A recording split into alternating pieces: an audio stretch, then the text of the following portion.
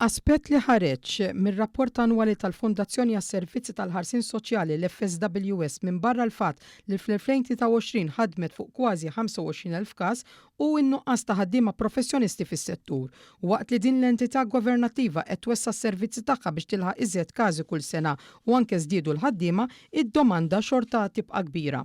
Il-kap eżekuttiv tal-FSWS Alfred Gixtietenni kif l-isfida li jiffaċċjaw għandha aktar pis peress li bħala medja jaslu għandhom mal-200 rapport ġdid fix-xahar li jiżdiedu mal-każi diġà eżistenti.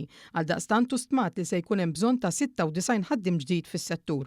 Ir-rapport tal-Fondazzjoni għas-sena 2023 juri kif mid-948 ħaddiem ingaġġat l-akbar grupp u dak tas social workers li għamlu kważi terz. Grixti semma kif għalhekk dawn jingħataw importanza kbira u jgidbu xnijat malizzjużi li l-Fondazzjoni qed tħaddem persuni mhux kwalifikati. F'kummenti lil One News Grixti jtenni li kif dan in-nuqqas ma jħossuhx bis-suma iżda l-entitajiet kollha fis-settur kif inhu rifless ukoll barra minn xtutna. Sa dan it-tant jagħmlu minn kollox biex iħajru lin-nies jażlu din il-vokazzjoni, inkluż bl-iffirmal tal-ftehim kollettiv f'April li għadda.